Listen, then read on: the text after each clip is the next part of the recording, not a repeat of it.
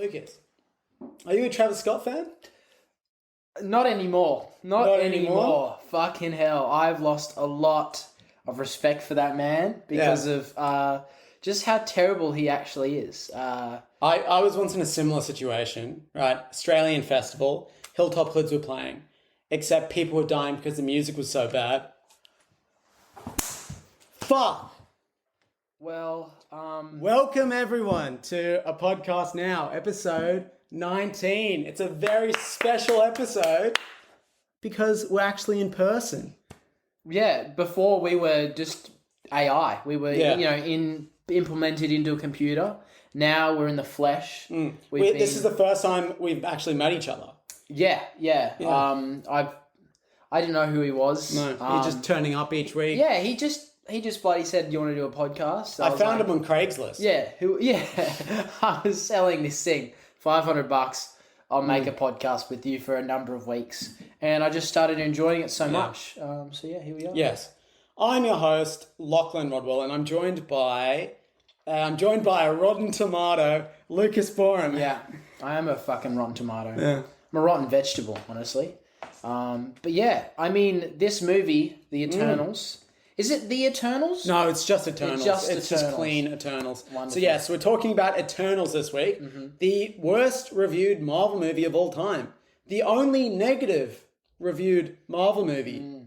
Well, Marvel Studios, Marvel Cinematic Universe, Yes, proper that's Marvel. true. That's true. Because outside of that, there have been a lot of shit Marvel movies. But no, Marvel Studios, this is their first shit movie.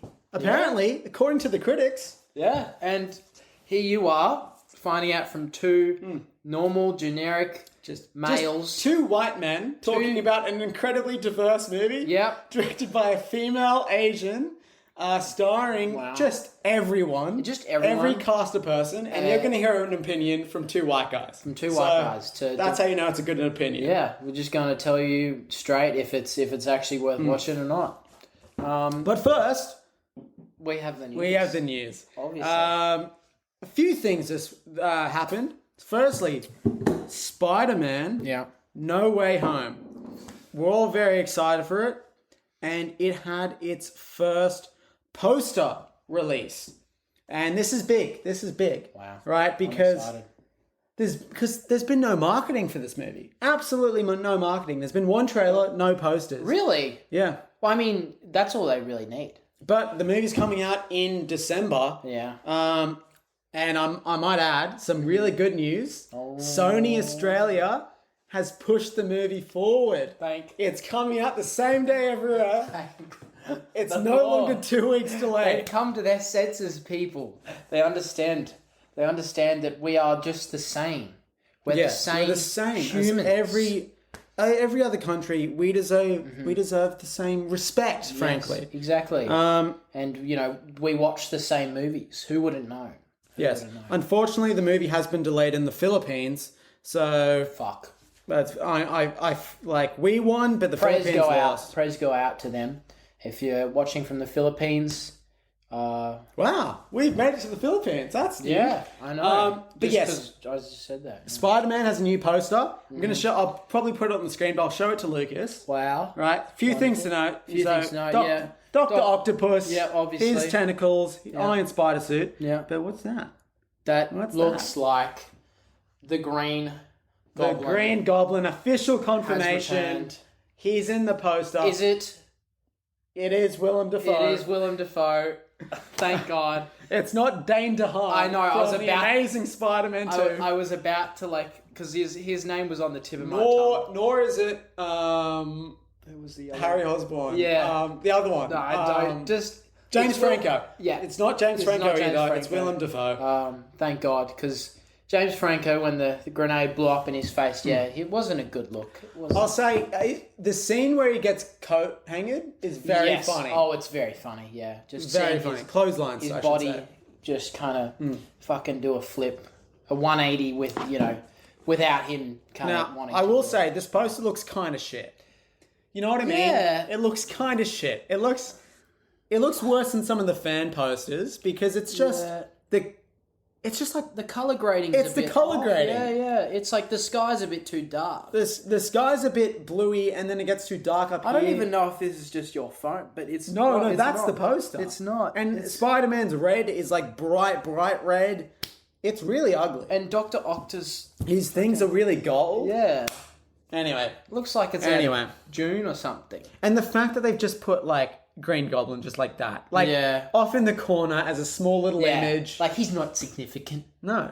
This movie's got fucking We were expecting to see Tobey Maguire Yeah. and Andrew Garfield. Yeah. And we got Green Goblin off a fucking mile away. Anyway. More exciting news. Do they not understand? More exciting news. We must move on. More Yeah. exciting news. Jared Leto. Oh, for fuck. His new Marvel Spider-Man movie, Morbius, Oh, yeah. got a second trailer. Yeah. The first trailer came out at the start of last year. The movie is coming out 2 years after its first trailer. Wow. That's a long time. It's a long time is for not- this shit movie. Yeah, that is not the usual. All you amount of Morbius fans out there, you're waiting for the big new Morbius movie. Yeah. Finally, Morbius time. Yeah. being put to screen. Who would have thought it would take this long for such a prestigious character that everyone knows about? Oh, yeah. Played by one of the greatest actors of our time, Yeah. Jared Leto. But it, of course, got a new trailer this week. And everyone was asking the question, well, what universe is this set in? Because, right, first, Yeah. you have Michael Keaton's Vulture returning.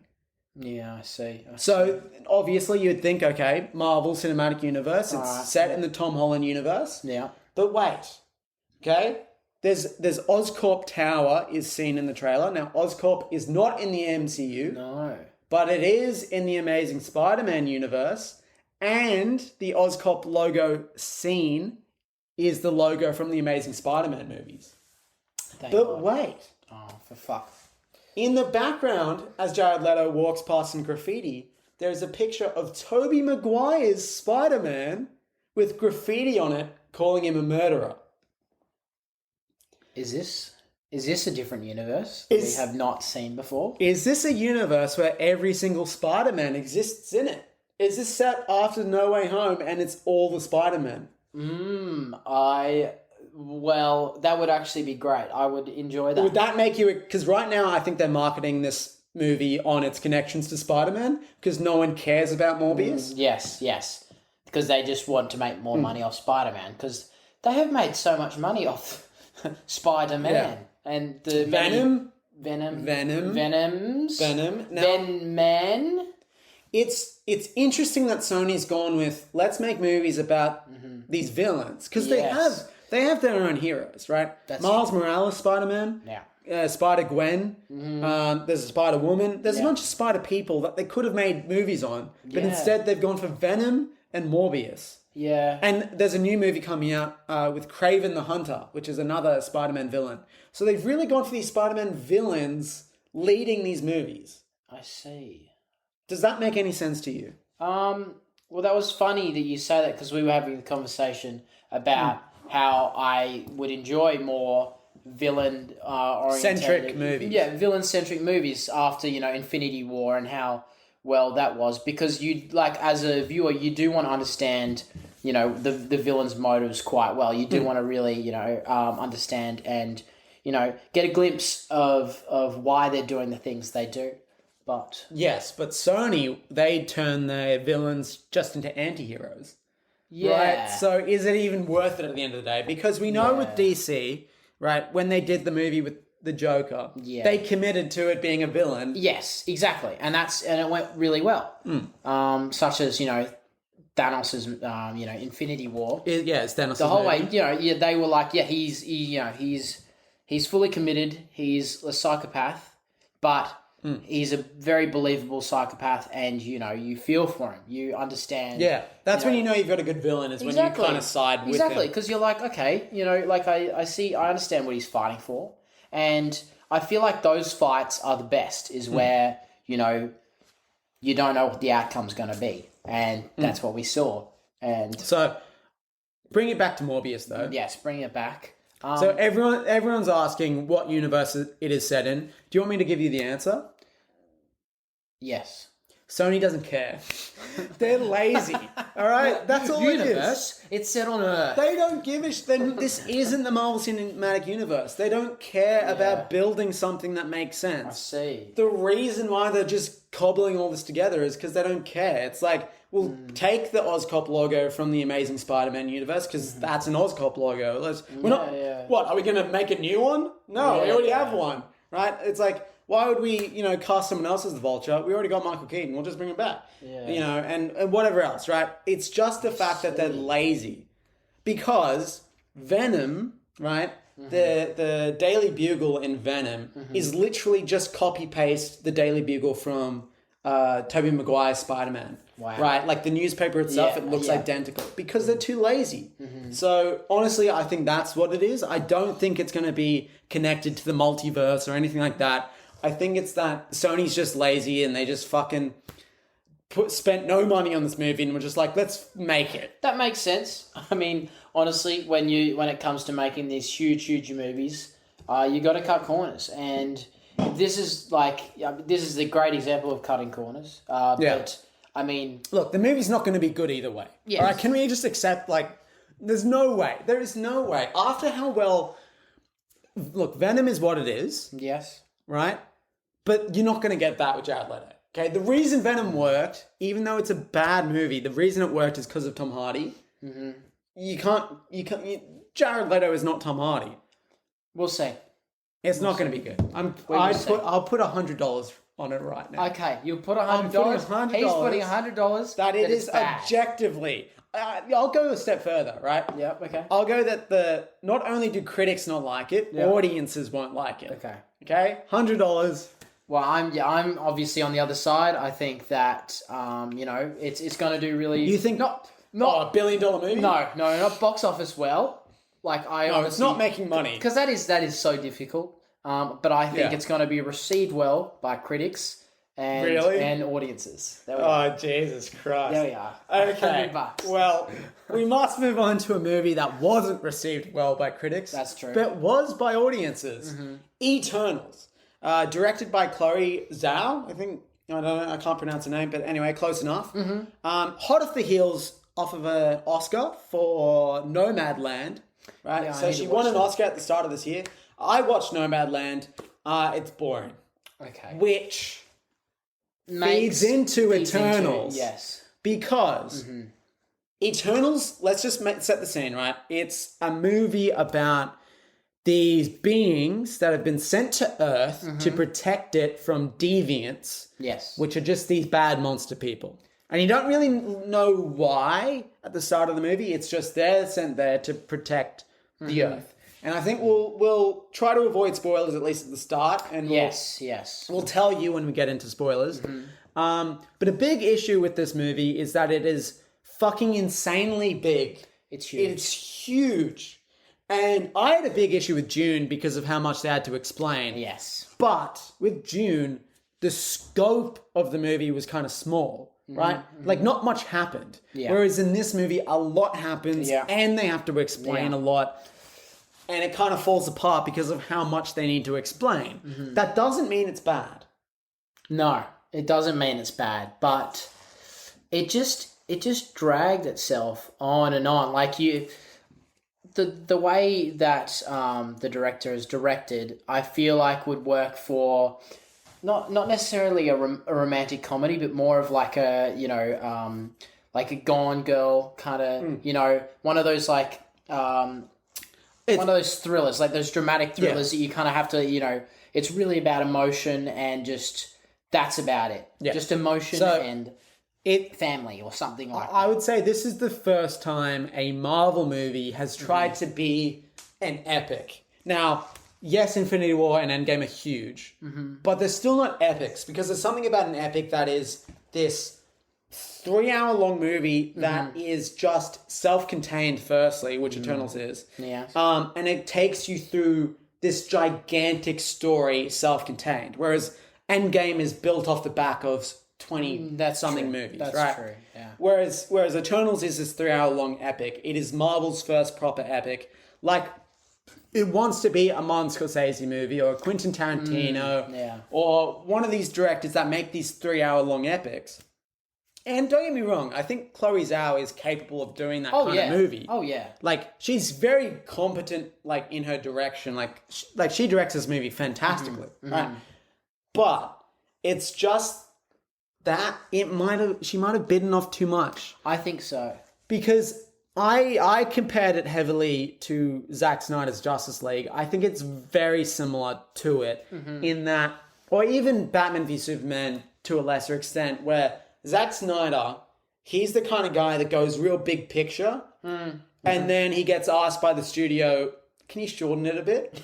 And then he tries to, and that's when it gets all fuzzy and doesn't make any sense, and you get all those story issues, right? But when he got the chance to go for the full length of a movie, 4 hours long, he got to just go with it, then he makes a competent movie, right? Because he has a big idea, it just doesn't fit into a normal, like, 2.5 hour movie. Eternals is similar in that it's so fucking big in scope that even though it's 2 hours and 45 minutes and it's very slowly paced, it still doesn't feel like they fit everything in. Because a lot of explanation, the explanation is just, like, told to you. But they could have explained it over a longer period of time. Exactly. You're reacting to, like, things that are being told in the movie with the characters, and these things are, like, world-breaking for the characters. Yeah. Like, literally world-breaking. And, like, some of them obviously are, like, no on one side, and some of them are obviously on the other. But these decisions that they have to make, like, they're just made in such short periods of time. Yeah. Just like, it doesn't feel like all these decisions have any weight to them. So you don't get to experience them thinking about stuff. They've just got to, because they don't have the time for it. Exactly. It just feels like a dysfunctional family, honestly. They all just have superpowers. Oh, none of them have character developments apart from Cersei and Icarus. Exactly. They're the only ones that do. Because you have so many characters and so much to do, I get it, right? And I don't think everyone needs to have a character development. And that just made the movie, like, I feel worse by having this group of people that you have to focus on, and it's just difficult. Because at the end of the day, right, these Marvel movies, I think, are defined by their characters. At the end of the day, Iron Man 2 might not be a great movie, but you love Iron Man in the role, so you'll watch it. And you love the character, right? I'll probably watch it more times than Eternals, definitely. And Captain Marvel is an example, I think, of a Marvel movie where the character suffered, and that's why it's not as good. Is because the one thing Marvel movies do is character. Yeah. And it didn't have a very good character. No, it didn't. This is similar in a few ways. Like I think a lot of the characters in this movie are quite two-dimensional, right? You have I'm going to butcher their names. Yeah. Kamal, Icarus, Sprite, keep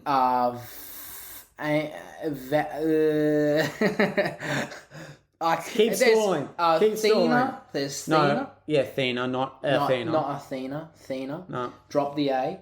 Drop the A. That's a spoiler. I should have mentioned that. That's a spoiler. She says that in the movie. That's a joke. You're not going to get it anymore. Not going to get, fired. No, but Kamal Nanjiani, right? That's He's from Silicon Valley, right? He plays Kingo. He's a very funny man. Yes. And he's great in Silicon Valley. He's great in a lot of shit, right? But in this movie, he's very two-dimensional, right? He's just, he's an actor. Haha. He's in Bollywood. Haha, that's very funny. Yeah. And there's nothing to him. Yeah. Whereas at least Cersei and Icarus, they do have, I think, fully developed characters. Yes, yeah. But everyone else is just a side character, honestly, with nothing really to say. Again, Brian Tyree Henry, he's great. He's from Atlanta, Donald Glover's show. Fantastic show. He's great in it. But in this movie, he's just reduced to a gay man. A gay man. He's just a gay man. A lovely child and a lovely husband. Which is fine. It's fine for him to be gay. It's just there's no character to it. Yeah, it's again, his powers are showed off quite well, but like you don't really feel for this guy. Like, yes, I mean, you went to the bathroom. I did when it was revealed that he was gay. No. I came back very confused. You missed out. I was like, what is going on? He, like, when they were going to find him, they're like, he kind of was disbanded from the group because he witnessed Hiroshima. And he was like, I've lost all faith in humanity because, he was the one helping them with technology. We kind of spoiled the movie there. You spoiled the Hiroshima part. But to be fair, I didn't see the Hiroshima part, so I don't even know if that's a spoiler. But yeah, this character, he helps with the technological side because these characters all help humanity. Learn. It's this weird dynamic, right? Yeah, it is weird. Where they can help them in some regards, but not others. Yeah. And the reason why is a spoiler. I think another big issue with this movie is that, these Eternals have been on, the MCU's Earth for 5,000 years or whatever, 7,000 years, I think. Yeah. So meaning they've experienced the events of all the Avengers movies. Yeah. Well, why weren't they there? And the explanation is just they can't intervene. Yeah. Which is a bit, it's a bit how you're going. Yeah, it's a bit like... And that's why I honestly dislike it's this similar whole to premise. Captain Marvel, right? Where Yes. Captain Marvel was set in the 90s, and it's like, well, why wasn't she in any of the Avengers movies? Oh, because there's not other planets. They don't have Avengers. She's the Avengers of other planets. And it's like, fuck off, all right? It's just because you haven't used this character yet, and you're trying to rewrite history to make it make sense. And it's annoying. It is annoying. I think this movie does a better job of it than Captain Marvel. Yes, because that's what they believed in, and that's why this whole movie kind of deals with that. Because morals they're talking to like a god level character that literally is creates galaxies with his hands. So then it makes sense that it's like they have like this belief in this entity, right? So that's why they don't intervene. So they kind of get away with it, but it's just a bit frustrating, especially when you have a character like Icarus, which is just Superman. He is just Superman. Literally, and they don't do anything different. Yeah, I love the thing is I think even though I think people don't like Superman because he's the Boy Scout, people like the idea of that kind of character. It's why Omni-Man in Invincible is so good. Oh yeah, it's why Homelander is so good. It's why Zack Snyder made Superman kind of evil because that's what we like. And Icarus is kind of in that vein of being the Superman character that we all want to see. The way he uses his heat vision and the way he flies, and beats shit. It's so sick. The fighting in this movie and just the sounds of all their powers are so good. They do a good job of using each power without directly explaining what it is. Oh, that is very true. Because you learn throughout the movie how each power works. There's no but they don't tell you. The healer. This one is, this one uses finger guns. Exactly, yeah. This one can create a rock and then make it into water or make the rock into steel. Yeah, they largely just show you rather than telling you. They do tell you with a few. I think they do tell you with Cersei just because I think it's a bit confusing. Yeah. So they do explain hers, but everyone else's for the most part they just do, and you kind of follow along and get. Which I again was like very, very good how they did that. Because we don't need to see all these superpowers be told to us like, I can fly. I can fly. But I will say Icarus there should be something that makes him different to Superman. He is just Superman. Yeah, that's true. And I don't mean in personality he's not, but I mean in just terms of like maybe his if he was like if there was this stone out there that drained his powers. And it was green. Yeah, green. No, it's red. We're gonna fucking rewrite that. But they definitely need to because they make fun of it in the movie. They're like, he's Superman. Yeah, and they start calling him Clark, and I'm like, they fucking knew that he is literally Superman. Yeah, and that But to the movie's credit, right, they kind of do this thing where they rewrite history. So it's like Superman was likely based off Icarus. Yeah. And the story of Icarus flying too close to the sun was something that Sprite told, ancient civilizations as a joke, right? Yeah. So they rewrite history in this really fascinating way where it's like, okay, they explain that since these people have been here this entire time, they would have had a hand doing a lot of shit. Oh, yeah. And so, and as well, we can't forget that, like, I said this to Lucas, it's the best looking Marvel movie yet. It is beautiful. Oh my goodness. Gorgeous. They go everywhere. They go to Australia, which is they never go to Australia. And it didn't look anything like Australia. like, I'm not gonna lie. Well, like, it's just red desert. it was really. red desert. I mean, and the house that was there was like, this is not an Australian house. There's no veranda. He made a huge meat pie though, and that was kind of Oh, funny. stop spoiling the movie, Lucas. We're not into spoilers yet. He doesn't make a meat pie. He doesn't make a meat makes pie. a chocolate tart. Chocolate tart. He makes chocolate tart. But it has the kind of the density of a mince. You're getting too close to spoiler town. I'm sorry. No, look, honestly, we haven't spoiled anything thus far. Really, there's like it's such a big movie. There's things that you're not prepared for. Yeah, exactly. Which I did honestly enjoy. There were some things in this movie that didn't go the way that I thought it was going to go, which I did like. agree. I like that about the movie. I don't think it's traditional in its structure. Yeah, in the way it'll enter flashbacks. Typically, when you have movies or TV shows, whatever, that are flashbacks, they make it very clear it's a flashback. Either like it's everything's now in yellow and they make it sepia, or the guy has completely different hair or has a beard or something because they think audiences are stupid, they won't get it. So let's make it very clear this is a different time period. Whereas this movie will just jump and cut thousands of years in the past. Yeah.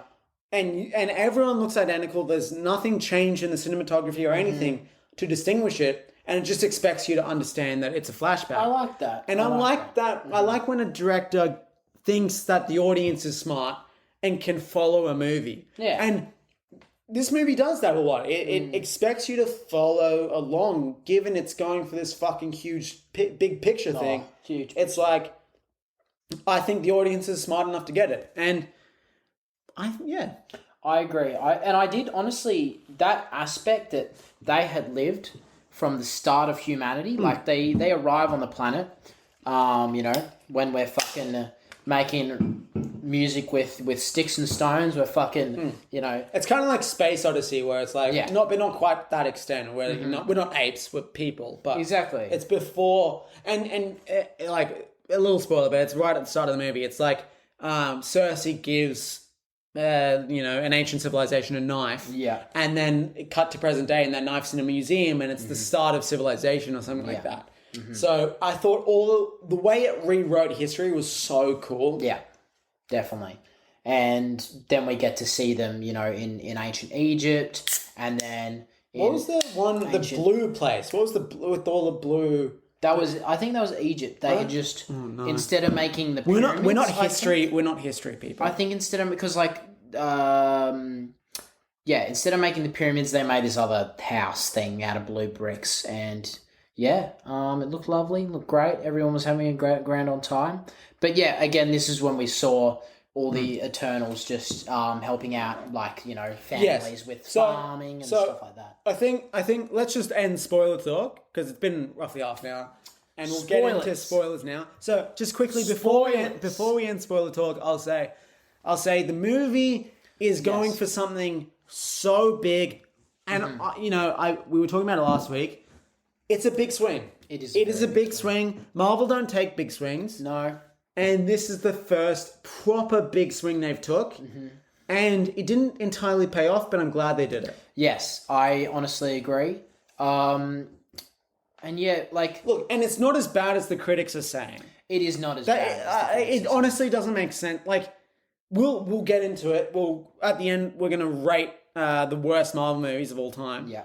But this is nowhere near Captain Marvel, Incredible Hulk, Thor: The Dark World. It's nowhere near those movies. No, it is honestly. It's a flawed movie, but it's not necessarily a bad one. It doesn't make me hate it. Like, it does make me annoyed because I'm like, I have to think about things more, about the whole Infinity War and the End Game and like Thanos and stuff like that.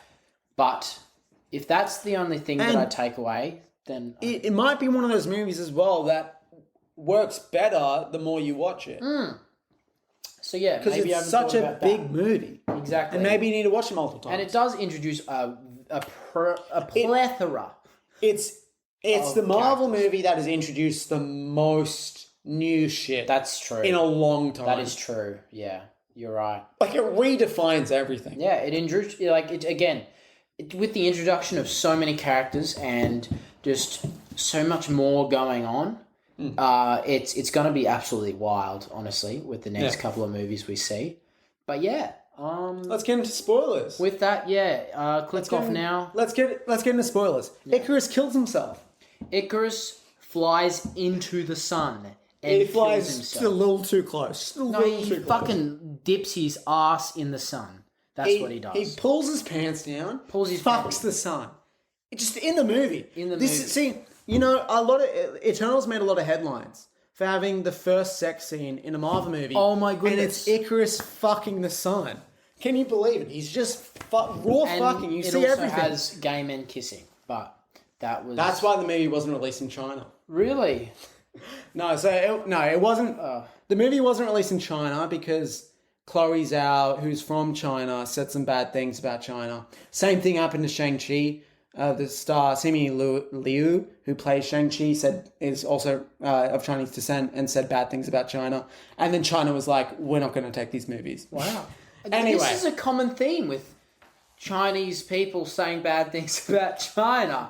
It's almost like China's bad. Oh, no. He's not entering China anytime soon. But it's funny. It's like, if Chinese people say China's bad, then... China must be bad, China right? must be bad. We're not saying it. Chloe Zhao is saying it. And they're from China. No. But anyway, no, this movie was denied release in a bunch of countries because of the gay stuff. Which is horrendous. That's 5 minutes of it. It's barely in the movie, mate. It's barely in the movie. I'm sure you'll be fine. Everyone needs to, honestly, calm down. Stop sooking. Calm down. But anyway, I do want to talk about the sex scene. It is the first Marvel movie to have a sex scene. Yes. That's insane to me. No, look, it's not like... Wait, what about Iron Man? Iron Man 1 has implications of sex, but it doesn't have a sex scene. It doesn't... That you don't scene see... was more sexual than this scene. Well, but in this scene, Icarus does have his penis in Cersei. You don't see it, but I'm saying they are fucking. Yeah. Whereas in the first Iron Man, they roll off the bed. Yeah. Anyway, so it's the first sex scene in any Marvel movie. Like with these sex scenes in superhero movies, we don't need them. You know the one I do need. You know the one I do need. What? In Batman v Superman, at the start of the movie, Henry Cavill fucks Lois in the bathtub. And I just think... I don't remember that. Anyway, it's a fantastic scene because he's fully dressed and he's like, I don't care. And he goes in the bathtub. In his Superman suit? No, in his Clark Kent suit. Oh. And he goes in the bathtub and the bathtub fills up with water. That is sick. Anyway. See, again... It was artistic. But... Yeah, there is a full discussion to have about sex scenes. Well, we will have that. But it's crazy. It's crazy to me that Eternals has a sex scene in it because Disney is just goes family friendly all the way, and they hid away from so many things in the past. Yeah, and now we're seeing a movie again, a big swing that takes a lot of risks, and they have a sex scene in it. Yeah, it's good. It's it's not a good It's scene. Not crazy. I'm getting a bit overwhelmed here. It's just the fact that I'm surprised a Disney Marvel movie actually has a sex scene in it. I'm not as surprised because, these scenes aren't really needed. They kiss, sick, and then you get... we should say it's not a sex scene. It's a love scene. Yeah. See... But that's what makes it okay. Again, with sex scenes in movies, I feel like they're only really prevalent. Not prevalent. They're only really needed if it's, say, someone's cheating on someone. It means more than just, that love. You know what I mean? Well, because you can sell love without it. I mean, Exactly. You never saw Tony Stark and Pepper Potts fuck. Exactly. And you know they're in love. But it was implied. And then there was the same with, the main chick and Captain America and is that what you're saying? No.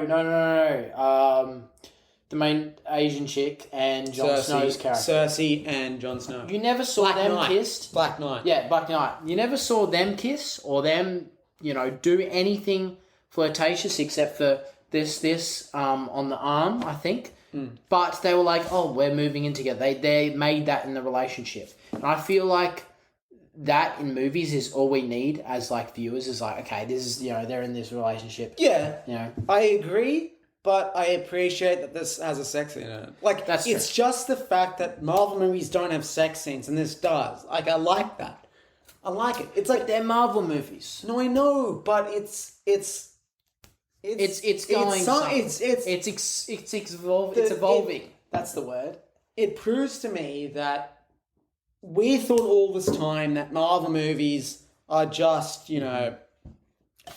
built on a factory. They just come out, one by one, the same shit every time. Yeah. But if a director with an actual vision comes in to do something, they're allowed to do it.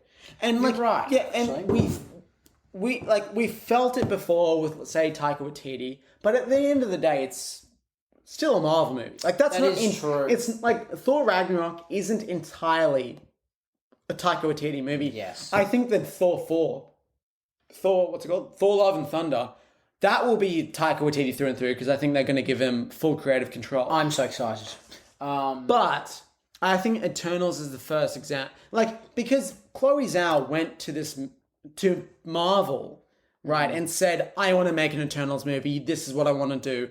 And Kevin Feige said yes. So this is the exact movie that Chloe Zhao wanted to make. Mm-hmm. And you can tell. Yeah. Like, through and through, it's a Chloe Zhao movie. Like, it looks...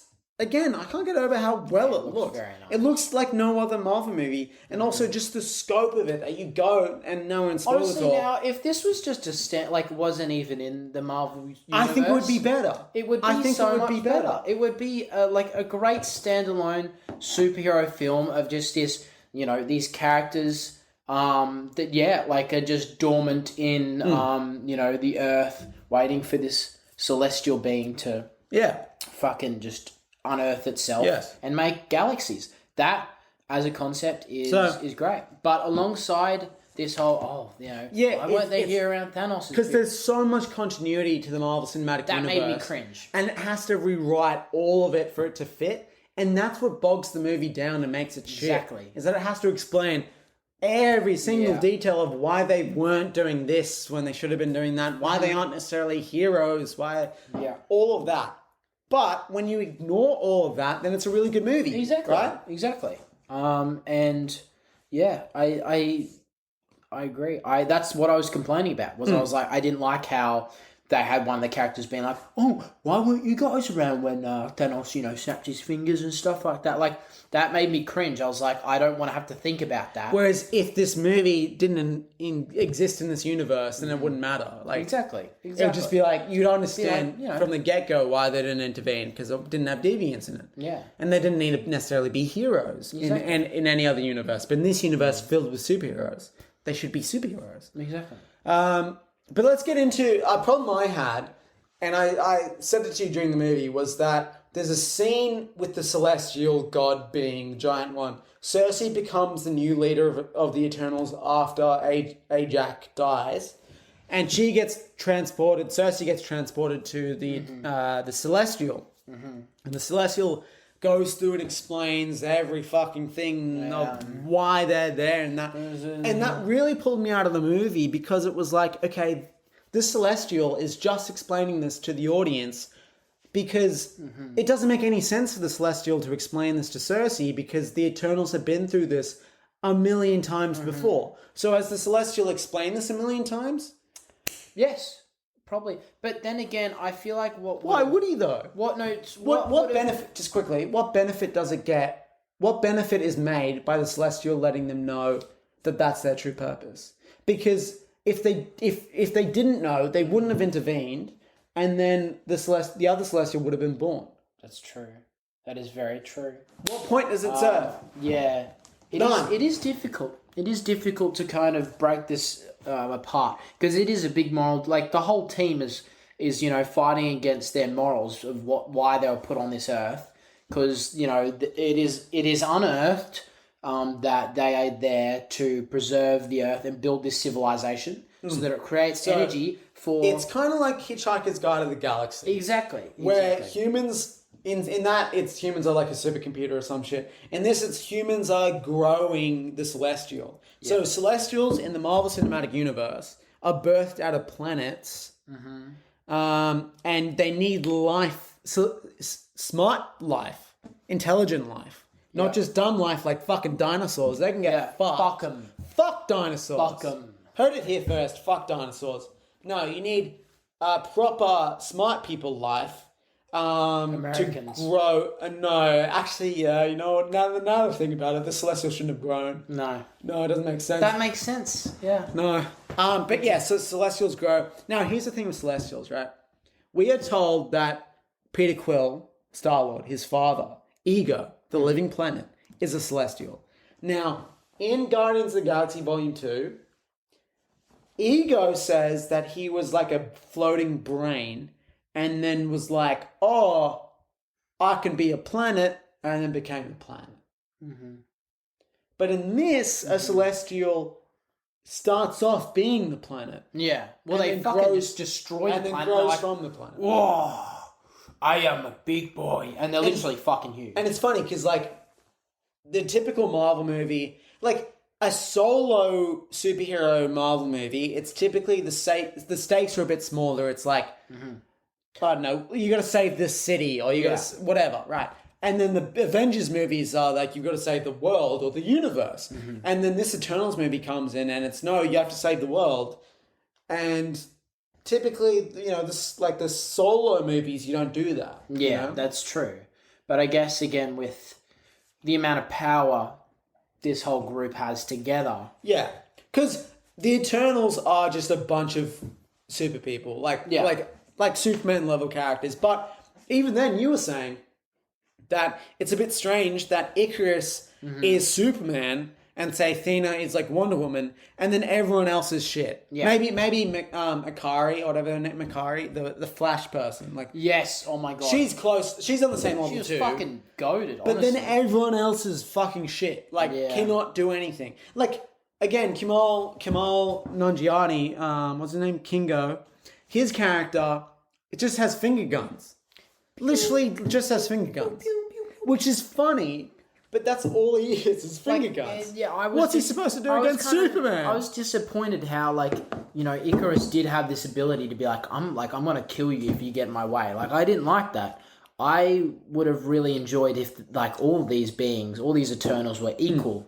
Because, you know, then if one wanted to kill the other, like, you know, they could all stop each other. Yeah. You know, and then they were Because like, they do the thing where, and again, this reminds me of Zack Snyder's Justice League, right? Where you have all the Justice League versing Superman, and it's because Superman's so OP, he needs the entire Justice League to face him on to be any sort of match against him. And even then, they're not. yeah. And the Eternals, there's no the.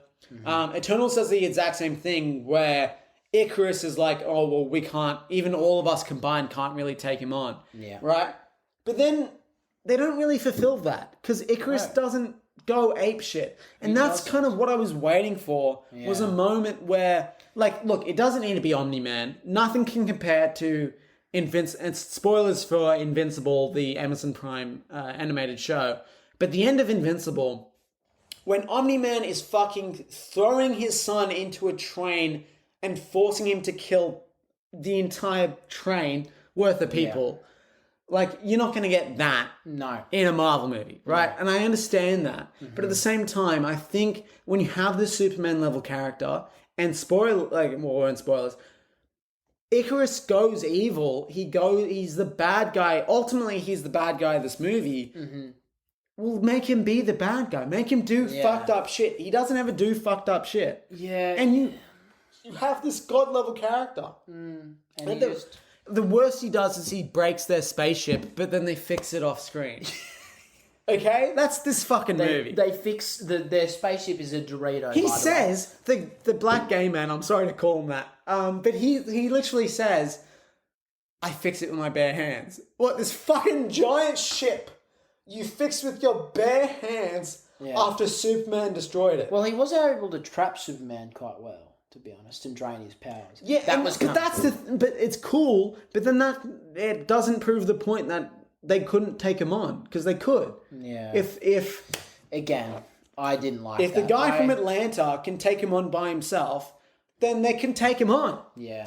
It was just kind of a mess. I would say this movie, look, if we're going to boil down to it, right, acting is great. We're boiling. right, the acting's great. The dialogue is great, apart from the times where they're just explaining shit to you. Yeah. Cinematography, outstanding. It's pretty good. Acting, great. I think the acting was great. I hate Angelina Jolie, but even then I was fine with her. She was quite good. Right? I think the guy who played Icarus was fantastic. Yes. I loved Icarus as a character. Yeah. I thought he was great. So I think like the components that make a movie were great. I think the issues are all story based. Yeah. Again, and that's just linked to, you know, it being in the Marvel universe, and it also just like as a superhero movie, you know, as like we've seen these movies before where, oh, you know, a group of beings come from outer space to help Earth for, you know, because they're just good blokes. We've seen this before, but they were just kind of these mini plot holes that we like just kind of they had to explain. Yeah. Like there were things because of it being in the Marvel Cinematic Universe that they had to explain. Yeah. That just bogged the story down and it suffered because of it. It did. And I like, ultimately, right, and I remember when we reviewed Black Widow, right, we talked briefly about the upcoming Marvel movies. And I said, I don't give a shit about Eternals. And I honestly, I meant that because it just looked like this too big of a movie. Like, based on the concepts and the trailers, I was just like, this movie's too big in scope and they're not going to be able to... Like, the issue is, right, a Superman level character is hard to do well. Like, the best Superman movie we've got is Man of Steel, and even then, it's not great. Yeah. It is good, but it's not great. You look at Captain Marvel, right? That's that Superman level character, and Marvel fucked that up, right? Yeah. I think it's only been done in Omni-Man and Homelander. And even then, it's because they turn them into bad guys. Oh, that's exactly. much easier to do for this level character. Oh my god. And I think at the end of the day, Eternals fails just simply because these characters are too OP. That's what it boils down to. These characters are too overpowered that we don't give a shit. Yeah, I agree. Okay. Just quickly, are there any stakes in this movie? Steaks, like the food? No. I mean, like, I don't know. What do you like a steak, like a poker, like you're putting a steak in something. So what I mean is like the Earth was a steak.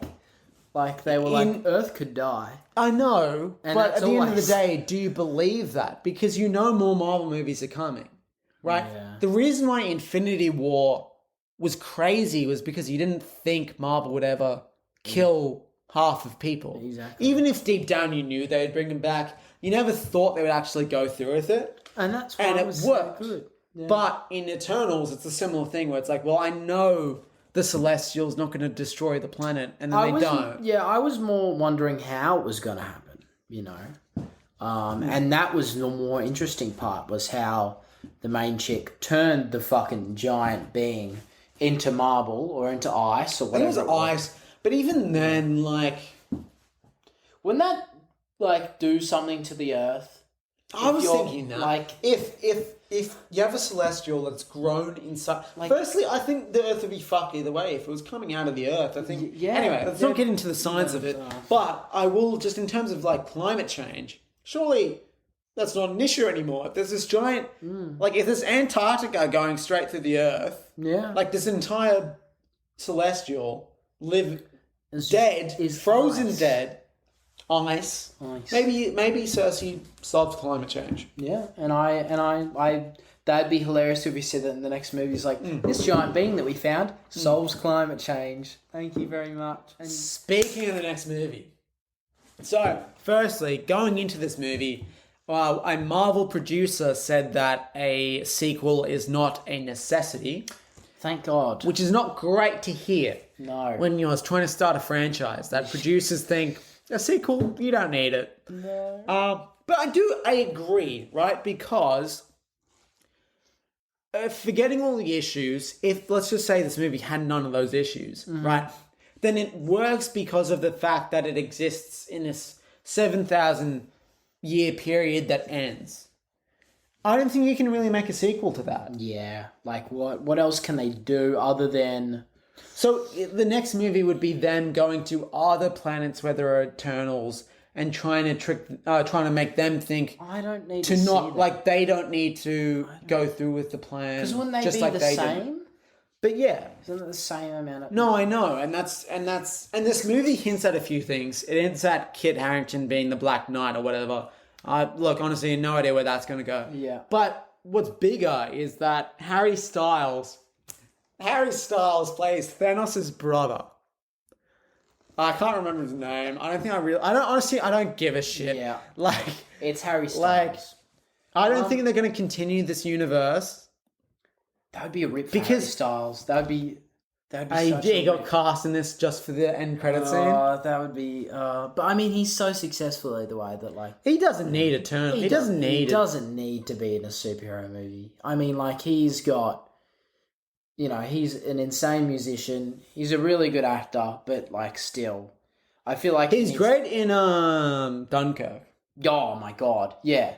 But again, like I feel like he just needs to, you know, as a superhero character. I mean, like, but we have seen like people like Tom Holland, you know, come in and be these good character, like these amazing characters. But I don't know. Look, I'm just going to Google what he plays right now. okay, What's his name? Harry Styles. what he plays on Xbox or PlayStation? No, what he plays in the Marvel Cinematic Universe. All right, here we go. That's guy. What's his name? Wow, that's a great Photoshop. You show Is it that Star Fox? stuff. Is his name Star Fox? What the fuck? Oh God. Great. Oh jeez. I don't know why I did that. No. Lovely. All right. Anyway, I think he's playing Star Fox. Wow. Isn't that a game character? Isn't there a Star Fox? Yeah. Like, isn't that Nintendo? I swear I've seen a Star Fox in like Super Smash Bros or something, and he fucking like has a gun. And His name's Eros. Eros. Thanos' brother, Eros. Is that because he's irresistible? That's all we have time. Yeah. No. Yeah, his name's Star Fox. His name is actually Star Fox. Anyway, he's Thanos' brother. Mm-hmm. Anyway, it's The much needed brother that we all wanted to know who was Thanos' brother. The issue, I think another issue this movie has is that, look, these comic book movies, you start off with characters we all know and love, right? You know, Batman or Spider-Man, right, of their respective universes, we all know and love them. Yeah, all know and love them. Marvel's at the point now where they're pulling from really obscure characters and trying to make you care. Sometimes it works. Guardians of the Galaxy is now one of my favorite comic book teams, and I had no idea they existed until James Gunn brought them to the screen. And fucking good on him, honestly, because it's a masterpiece. And Eternals is trying to be that again. Yeah, but it just doesn't have that flair that, you know... Because when Guardians of the Galaxy came out, we were like, wow, this movie, like... It was different. It pops on the screen. Like, you know, it was the soundtrack that was just amazing. The thing is, Eternals is trying to do something big, but that big thing is very, like, mature and kind of boring. Whereas Guardians of the Galaxy is going in, no, let's just go fucked up with it. Yeah. Right? Similar to Thor Ragnarok, that goes in a similar sort of direction. So Eternals is just like, you know, if what you want from a popcorn movie is this, like... You want popcorn. Fun, action, lighthearted adventure. And Eternals is trying to be, like, again, more like a Martin Scorsese or Quentin Tarantino, long epic.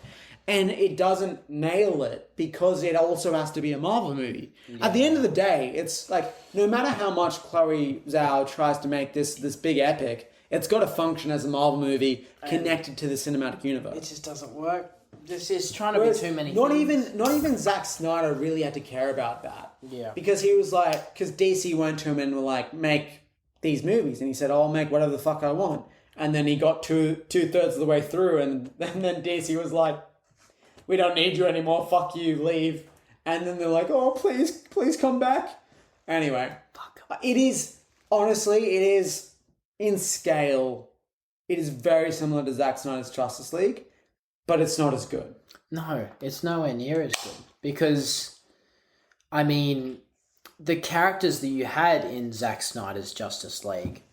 That's the thing. I think the biggest issue with Eternals is that you don't care about any of the characters. No, you just do not give a single you shit. care about maybe Cersei and Icarus. That's it. That is it. But whereas in Zack Snyder's Justice League, they make a big deal about you caring about all of the characters, and you should even these. I understand that you can't have character development for everyone in this movie. It's got too much going on for that. I get it, but that doesn't mean you should sideline these characters. Yeah. They should still be interesting. You should still care about them. At the very least, you need to understand what their motivations are. Exactly. And you don't understand what anyone's motivations are in this movie, but really Icarus. Because he's just in with the cause. But even Cersei, all of it... what's Summer Hayek's character's name? The main one. Ajak, is it? Ajak, yeah, Ajak. Ajak, right? She's been through this a million times, but now she's fallen in love with humanity. Yeah. She just loves humanity. She's just seen us and been like, these guys are fucking idiots, but I think they need to exist. Even though you're stupid, you're a good lot. Yeah. And that makes her turn on a whole mission that she's been on for millions of years. Millions and millions. And it's the same thing with all the Eternals. The motivation is just, we love humans. We've been around them for 7,000 years and we love them. I've seen humanity. I've seen you know what's fucked, right? So the whole thing with Omni-Man in Invincible is that he doesn't think of humans really as being humans. He thinks of them as being like pets or animals. Objects, pets. Because he's lived for so long, they just die. Humans just die. Yeah. And Eternals don't feel that. Instead, they're like... Exactly. Oh, I've fallen in love with every single human, even though I've seen billions of them die. I've seen billions of humans die, and I fucking love humans. You know what would have been better? If these Eternals came down and they had... the memories of the millions of planets that they've seen exploded. They came down and they're all just ruthless fucks that, yes, they did help humanity, but they were all sinister and evil. Yeah. And they were let's fuck around with humanity and give them some shit just so this shit is, all over soon because they're fed up with it. Yeah. And then maybe some of them change because they're sick and tired of it and want to change it up.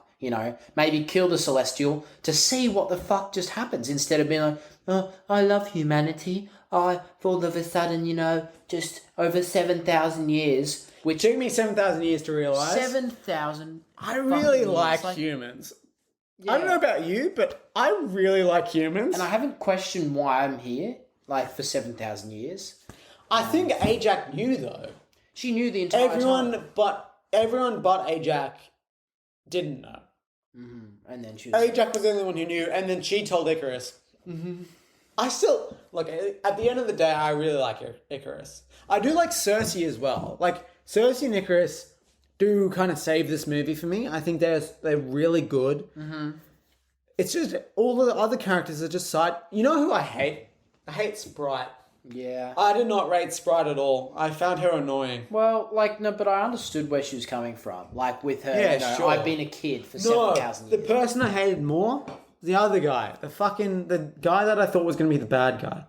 What's his name? Don't you say... Not that other Asian huge guy. No. He was great. He's a highlight. Yeah. He's a highlight. Mm-hmm. No, because we forget all the names of these. No. Oh, the dude Druid. that controlled the Druid. people. I fucking hated Druid. Now this guy, right? Yeah.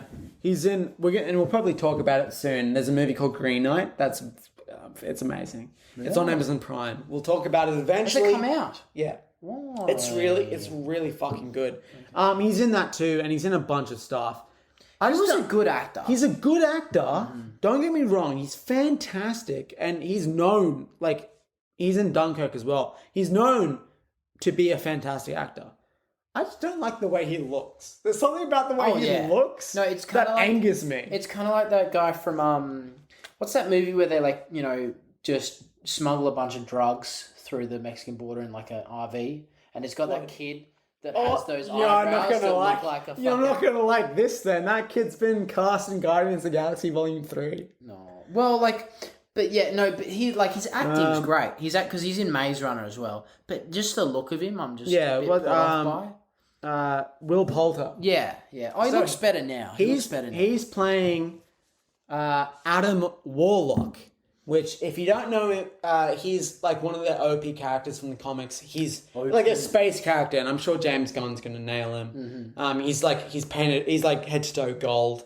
And he used to hold the Infinity Gauntlet at one point. Used to. How did he fucking lose it? Did he just skip his mind? He was big in the what Infinity War was based off. He was a big player in it. Wow. Anyway, so imagine that. Imagine as an actor, like, God, that would like give you so much confidence. Like, dude, I'm playing this OP character, and he's well beloved. So in the end of Guardians of the Galaxy Volume 2, there's that gold cocoon. Yes. That's him. That's Adam Warlock is like, that's how he like, I don't know, regenerates or some shit. I don't know, it's real nerdy shit. I love gold. Oh, Austin Powers joke. Yeah. Wow. Smoking a pancake. Smoking a pancake. But yeah. Yes. No. Speaking of Austin Powers, I just want to quickly mention, so next week, hopefully we'll talk about No Time to Die, the new James Bond movie. I have time to die. But Spectre... Right, because I just watched Spectre recently. I need to watch it again. The twist in Spectre is the bad guy, Blofeld, is James Bond's half-brother. Right. You probably watched it in theaters, but you forgot that. I forgot it. Which is the exact same twist as Austin Powers, because Dr. Evil is Austin Powers' brother. It's so dumb, but you love it because it's you love it in Austin Powers because it's a joke. Yeah. And now James Bond did it seriously. Anyway. No wonder Daniel Craig was like, I'm going to fucking kill myself. Like, the issue with those James Bond movies is like they start off super serious with Casino Royale and then they just get silly. Yeah. They just get silly. Spectre is silly. See, like they just need to keep doing the missions. You know what I mean? Like Casino, like they need to, shape James Bond in a way. Like I would have loved to see him lose his morality, like see him, like these Bond girls, and then just like fucking if he needs to live and they need to die, like just see him make these decisions. They cheated on it in Casino Royale. He is a bit unethical that he just kills people and he likes it. That's what like. Show us something new. Let's not make him just a good guy. Let's do something else. Like we go to the movies not to just see. Oh, I love humanity. Especially when I know. That's the big issue. Okay, back to Eternals. At the end of the day, they're just heroes because they like humanity. Get fucked. Just get fucked. That's not good enough. Like, see, okay, today, this is not much to do with Eternals, the movie, but today, for some reason, I just watched Blood Diamond. Great movie. Oh, but that, like... I want to see your train of thought here. Yeah, that, again, highlights a lot of the atrocities we have done as humanity. We just fucking kill a lot of just ourselves because, there's a diamond, a resource that's valuable to someone that's, halfway across the world, but, where I'm going to kill this just innocent people. And, there's child soldiers and all this shit. Like... That's the stuff I want to see on the big screen that challenges me and makes me think about the shit that, which I buy. I would say is interesting because Chloe Zhao, like, again, Nomadland, I think is shit. I fucking hate it. Yeah. I don't think it deserved the Oscar. But it challenges your view on what's acceptable. Like, is it acceptable to live in an RV? You're in, in an RV... Like, instead of having a house, right?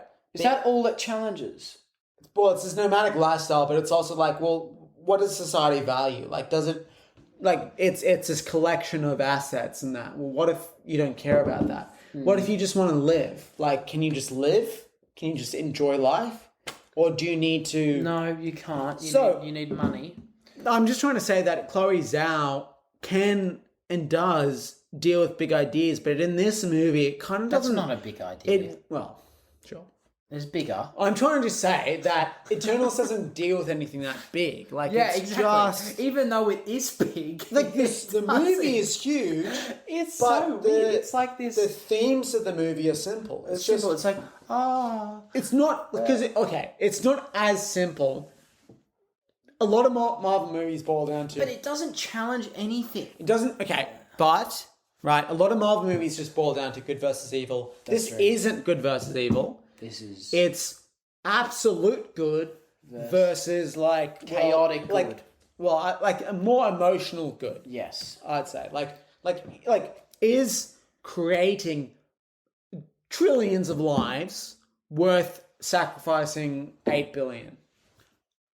But they don't even really question it. Like, it's just that's just a part of... Like, they just go along with it. But those trillions don't have to be created. Like, you can just save these 8 billion. Well, I mean, now we're getting to, like, abortion. Does a life even matter if it's not even born yet? Get into that. But, like, yeah, see, again, as a human from the planet Earth... You're human? Yeah. Beats me. I've been meaning to tell you Beats about me. it. But, yeah. Like, we don't have to fucking think about that. You know what I mean? So, like, and that's why Marvel movies are good, because they have this superhero, but they get him to deal with human problems and human emotions. Yeah. Much like this kind of does, but not in a very good way. Look, Black Panther, I think, is probably the best example of this, where the dilemma is Wakanda has all these resources that could help all of the black people across the world, or just people in general as well.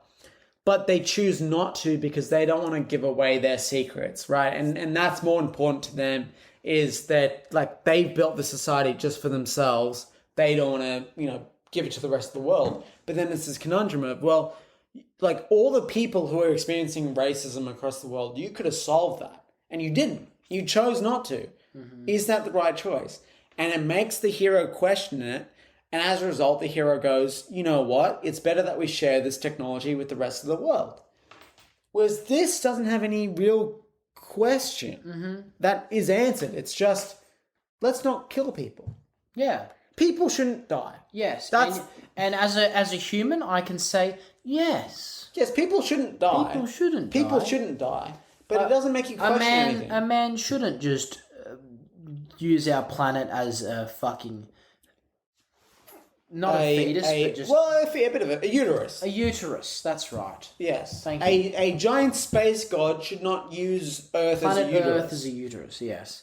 So, Is there anything else? I did find I do want to mention, because I just remembered it, the opening credits, it's just Star Wars. Did you notice that? It is just Star Wars. Like, so the credits come up, and they're really slow, by the way. I was finished reading as it was like halfway, and you just have to wait for it to... I'm an idiot. I can't read. And I was like, wait, have I read it right? Yeah, no, I have, because there's only 20 words. Yeah. And then it fades away, and I'm like, fuck, thank God. But it was even written, because it's like Star Wars, the opening crawl. Comic Sans. But the opening crawl of Star Wars is like short paragraphs. That's not it. No, it wasn't it. But like, it was just like literally Comic Sans, like... No, but... I was surprised. Look, usually a Marvel movie opens on Marvel Studios, the logo. Yeah, true. So I said... Again, this movie is trying to be its own thing. It is. It really is. And that's why it's frustrating. Because Marvel has finally had the balls to try something new, and it's not good. Well, it's not bad. It's not great. That's the thing. It's not great. And that sucks. Whereas DC has tried to do something different the entire time. Yeah. And a lot of the time it hasn't worked. No. So it could be worse. Yeah. But at the same time, it's just like, I want Marvel... the big thing is, since this movie has had such a negative critical reception, and the box office isn't looking great, Marvel will be less likely to take risks in the future. And look, Lucas hasn't seen Shang-Chi. I have. Yeah. Shang-Chi is great. Mm-hmm. I'd say it's an A tier Marvel movie. It's probably not an S tier, but it's an A tier. Mm-hmm. But it is same old. Yeah. Whereas Eternals, the biggest, what's when you say something good? Compliment. The biggest The compliment. biggest compliment I could give this movie is that it's not same old, same old. That is true. That is true.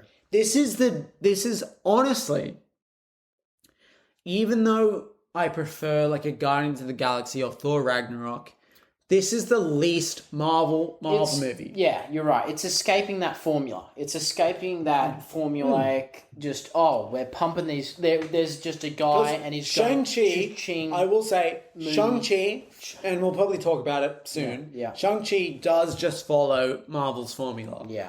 And the times that they've tried to break away from it, like Captain Marvel, where instead of doing like a generic origin story, they try to tell it out of order. In Captain Marvel. Really? Did they do that? Is that what... It's forgettable. Yeah, that's they don't nail it. Anyway. This is the first like origin story I think Marvel has done that hasn't properly followed their formula. So it deserves all the credit it should for that. You know? Yeah, you're right. You're very much right. But...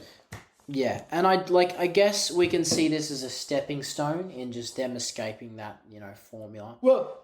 And Marvel's in a very interesting position now that Avengers Endgame's over, right? Their big 3-phase arc is over. They're trying to set the tone going forward. It's actually been quite confusing what the new phase is because you have WandaVision, Loki, Spider-Man No Way Home, Doctor Strange and the Multiverse of Madness, building this, and What If, building this multiversal story. But then you also have Falcon and the Winter Soldier being the new Captain America. You then have Black Widow being practically a Phase 3 movie that came out too late and we're not really going to continue because she's dead. Yeah. You then have Shang-Chi, which is just again, following the formula of a new character. And now you have a movie that's this giant scope, gigantic fucking movie. Gigantic. And it's not like it's... Marvel in the past with each phase has been fairly focused in what they're trying to achieve. Whereas Phase 4 has been very chaotic in a lot of ways. We don't know... Like, the clearest thing is the multiverse. We understand where that's going. Yes. But outside of that, we have no idea. No. So... It's kind of a bit... What is their plan? Bit all over the shop, isn't it? Bit all over the shop. It's a bit all over the place, isn't it? Like, it's fucking all over. It's just a bit of a mess. It's a bit of a mess. It's difficult. What are your closing thoughts on Eternals? Well, I hope it's not eternal. That's all I can say. Would you like to see these characters again? No. I would rather them spend their money. Not even Icarus or Cersei? No. Icarus died, remember? I don't even know. Fuck the sun. He fucked the sun, but I don't even know if he's dead. Again, I understood his character, and his character served its purpose, and that's it. But again, I wouldn't, join myself in seeing any of these characters again. I really wouldn't. Even Harry Styles' character, I'm I just don't want to see that character again. Even Jon Snow's character is Black Knight. He has a sword. I liked him in the role for the 5 minutes he was in the movie. Yeah, that is true. He's a very good actor. And I did I did like him as the boyfriend. He played it insanely well. And just him being on screen, you just do want to see more of him. He is an addictive personality, but I feel like he doesn't deserve to be off the back of this movie. You know what I mean? I feel like he needs either his own standalone movie or something different to the just again being put side by side. This big group of people that we aren't again at all very interested in at the end, towards the end of the movie. We're just all right, sick, they did the thing. They did a thing, everyone. Congratulations. They did it because they love humans, even though they've witnessed fucking all our atrocities. all our shit that we've done to each Yeah, other. that's similar to what? Like, It's they similar haven't seen to fucking, what Stalin did, or, Nazi Hitler? Germany. Like, no. The big thing is Wonder Woman. The first Wonder Woman takes place in World War One. Yeah. And that's when Ares, the god of war, it's like this whole thing of like, oh, this is the worst war we've ever seen. Ares must be behind it, and he is behind it. But then how do you explain World War Two, which is worse, without having Ares? Anyway, I don't want to get into Wonder Woman, but it's just Wonder Woman is a lost cause. the first Wonder Woman is great. It is good. I do want to say that. Second one, not so much. It is a bit weird though. Chris Pine in it liked though. I That's liked him. it. Chris Pine. Yeah. Yeah, the actor. I liked that relationship, but then Yeah. again, I didn't like how he died because it was like, is this Captain America? I know. An actor called Chris, playing a character called Steve, Yeah. dies in a plane during a world war.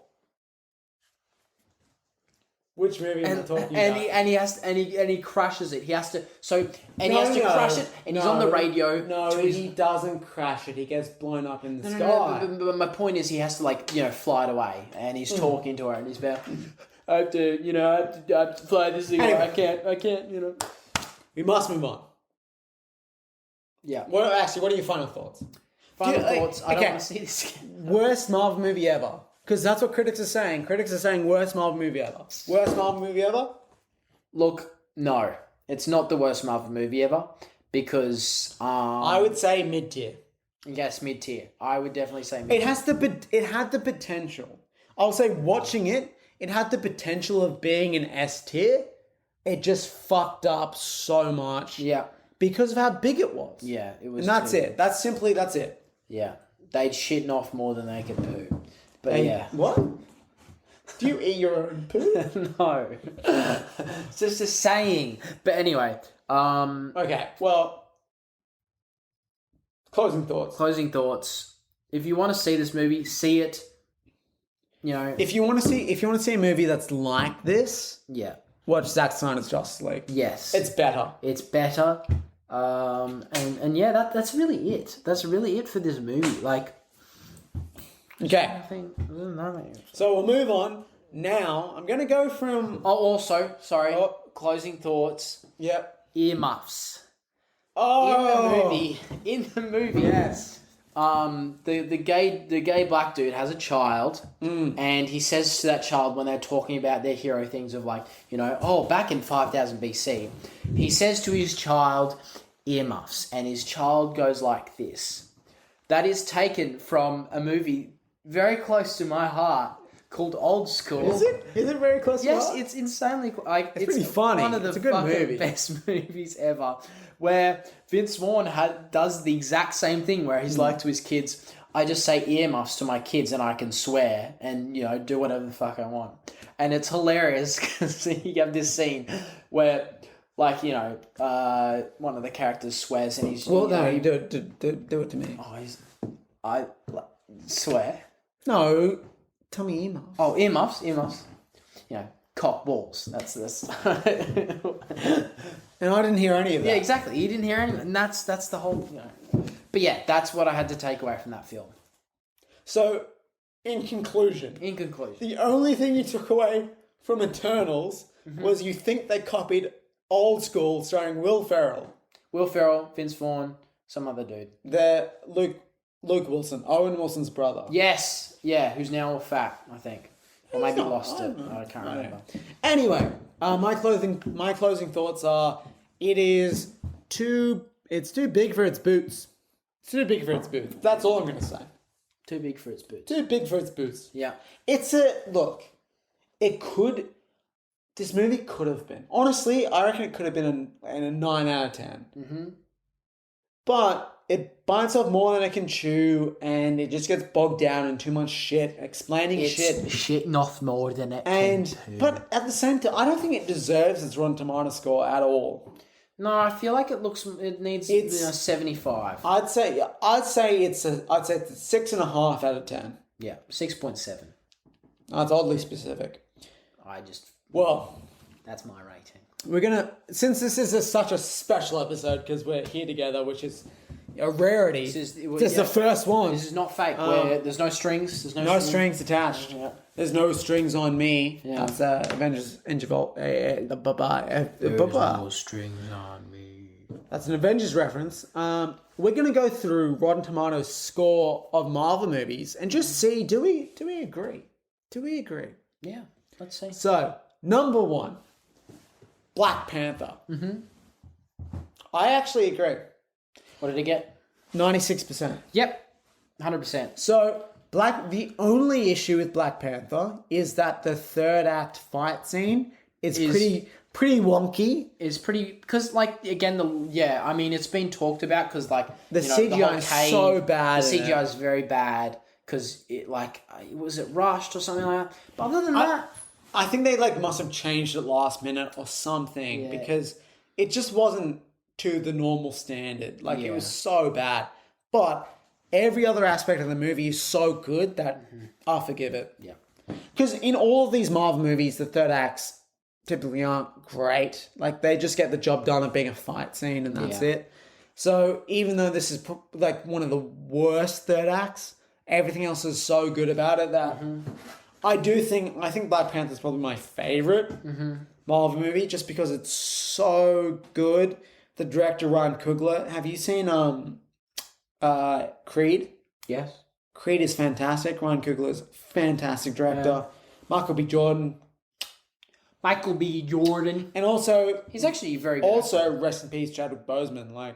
Yeah, oh my goodness. That is so... Oh my goodness. Honestly, I remember we saw Avengers Endgame together and we walked out of it with another mate of ours and we were talking about, what's next for the Marvel Cinematic Universe. And we were talking about, it's going to be, Doctor Strange 2, Ant-Man 3, Black Panther 2. And we were all Black Panther 2. That's the one I'm actually looking forward to. Oh my God. And it's such a disappointment that it turned out the way it has. Yeah, it's very sad. But, that's the way the cookie crumbles, man. It is. And are we both agreeing that Black Panther is the best MCU movie? No. But does it deserve the 96? Look, 96 is very high. Should it be a bit lower? It should be a bit lower. It should be I think it deserves the 96. I think it should be an 89. Does it deserve the Oscar nominations? What Oscars did it win? Oh, it didn't win. It was nominated for Best Picture. Yes, I think it definitely deserved the nominations. I can't remember what it was nominated up against. I think it was a bad year. Yeah, I think it was. Anyway. But look, it was a very good movie. Yes. And it did tackle some... big issues. Which Eternals, I think, tried but didn't. I think it tried. It thought it was. It thought it was, but it wasn't. It was what if you were from space and you were told something? But no one's from fucking space. I'm from space. Lucky's from space. I'm from space. I'm from Mars. Anyway. He's from my space. Okay. Number 2, Avengers Endgame, 94, deserves it. Yes. Deserves 110%. it. Moving on. Iron Man, right behind it, also on 94%. The first Iron Man. First Iron Man. Yes. First Iron Man is a fucking amazing... It's cinema. Martin Scorsese doesn't think Marvel movies are cinema. Well, he can get fucked. Martin Scorsese can... Martin Scorsese can get fucked. Okay? He doesn't know what cinema is. What do you mean? It's not cinema. It's the forefront of cinema. It's he grew up in a time where fucking... He's just jealous. He's just photos were in black and white. He's a piece of shit. Yeah. Martin Scorsese's jealous of the first Iron Man. Directed, of course, by Jon Favreau. Gave us the Marvel Cinematic Universe. And Chef. Director of Chef. My name is Chef. My name isn't Chef, but I wish it was. But yeah, I need to watch that movie. No, the first Iron Man is honest. It's one of a kind. It's so good. I rewatched it at least 8 times. So 8 fucking times. good, and it's not even it set the tone of what the Marvel Cinematic Universe is without even knowing it. Without knowing it, it was insane. This doesn't follow a formula. How did every other movie is based off this? Yeah, it is John so good. Do that so well? How did he And he couldn't even do it again with Iron Man 2. He was like, this was a once-off. Exactly. Like, this is perfect. It's absolutely perfect. So good. Thor Ragnarok, number 3. Yes. Taika Waititi. Okay. This, is, again, I think my favourite Marvel movie. And now so this is your favourite, Thor Ragnarok. This is my favourite, unless I change my mind later down the track that I remember something from... Because, again, there are so many fucking Marvel movies. But, like, I can just watch this movie again and again and just laugh and laugh and laugh. It is not Taika's best film. No. What We Do in the Shadows, I reckon, is his best. Yes. Either that or... Well, I do enjoy Hunt for the Wilder People. It's good. Honestly, What We Do in the Shadows is my favourite. It's so funny. Again, I need to, like, again, rewatch it because I've only watched it, like, twice. And so Thor Ragnarok is like... If you take the standard Marvel movie and then just put a filter on it, and it's Taika Waititi's like version of a Marvel movie, and it's amazing. But I think the next Thor movie is probably going to be fully 100% Taika Waititi, and it's going to be even better. It's going to be 96% on Rotten Tomatoes. I've lost count. 1, 2, 3, 4. Number 5. Number 5 is Shang-Chi. I'm surprised. So you haven't seen it yet. I'm surprised. Shang-Chi is great. Mm-hmm. It's great. It's almost S tier for me because it's very similar to Black Panther in that it introduces this whole new world that you've never seen. Yeah, see, that's what I'm excited for. But my issue with Shang-Chi is that there's a fight scene very early on in the movie that sets the tone. And you're like, this is what I'm expecting from this movie. I can't wait to see more of this. And then you don't see more of it. Oh. Because the movie then changes later on. And if you've seen the movie, you know what I'm talking about. Like the start, it's like Kung Fu. And in the end, it's like Lord of the Rings. And I just wasn't prepared for that. What the fuck? So that's my one criticism. We need to bring back like Kung Fu in the Marvel cinema. No, and it does it so amazing. You don't understand how well this does Kung Fu. Like it nails it. I'm gonna watch fucking nails it. The minute that it's on Disney Plus. Is out on Disney Plus. We'll see. We'll review it soon. My eyeballs are gonna see it. Okay, next. Spider-Man Homecoming, number 6. I don't know. Spider-Man Homecoming is a great Marvel movie, but not a great Spider-Man movie. Yeah, well... Again, I do like the villain. Villain. Oh, Michael Keaton's great in it. Mm-hmm. It probably actually, Killmonger from Black Panther is probably the best villain apart from Thanos. Mm-hmm. So this is probably a close second to Killmonger. Yeah. Because, Michael Keaton in this role is fantastic. But isn't it funny how both, like, Spider-Man villains we've seen so far have been fucked over by Tony Stark? And no, I know. That's the biggest pet peeve.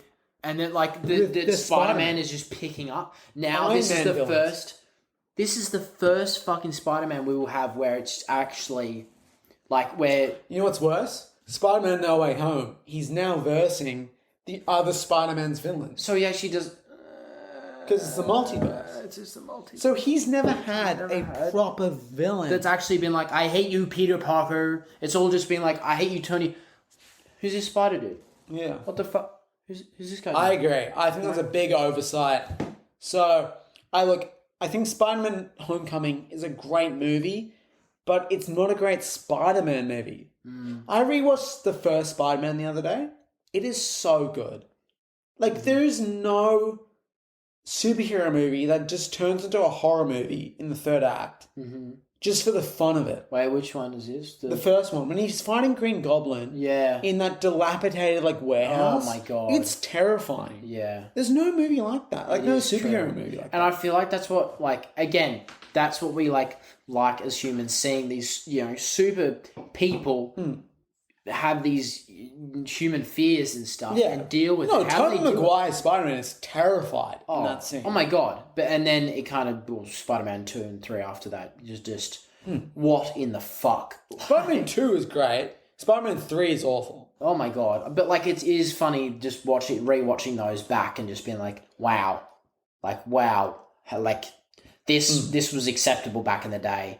And now it's just oh my goodness. I know. They don't make movies like they used to. They really don't. They really, really don't. They really don't. But in number 7, we have Guardians of the Galaxy at a 92%. Wow. I think this should be higher. You reckon? Higher than number 7?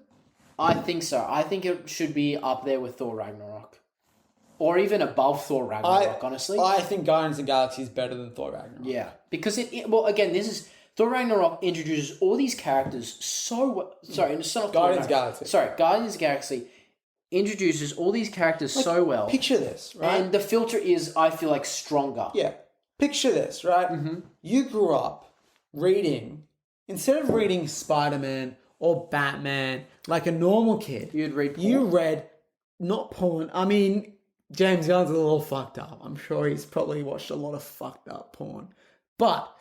No. Have you seen James Gunn's? He got cancelled for his tweets, man. About pedophilia and shit. In what fucking yonks? Like, Either way, James Gunn read Guardians of the Galaxy as a child.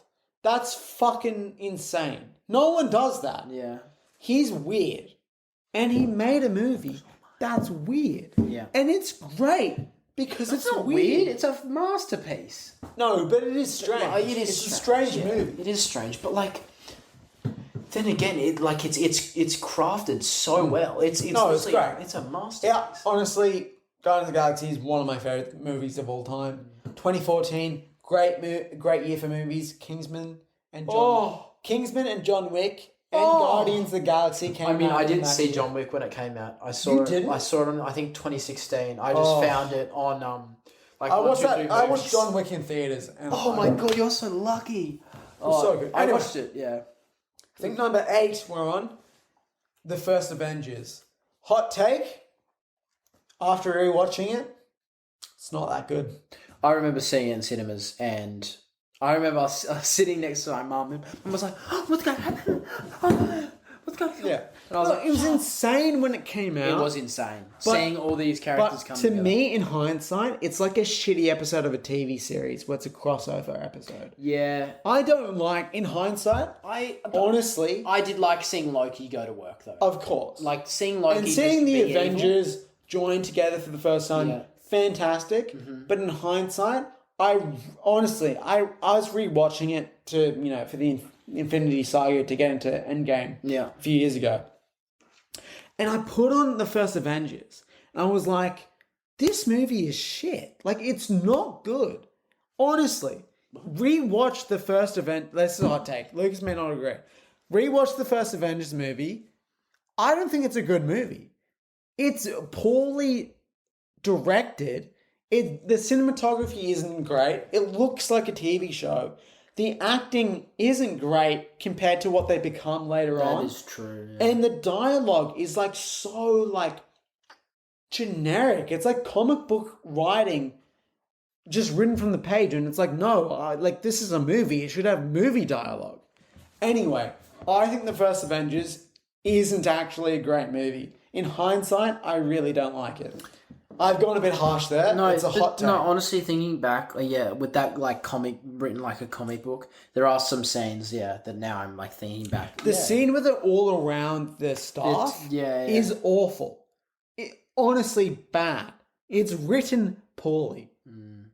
I've gone quite hard there, but I do believe it.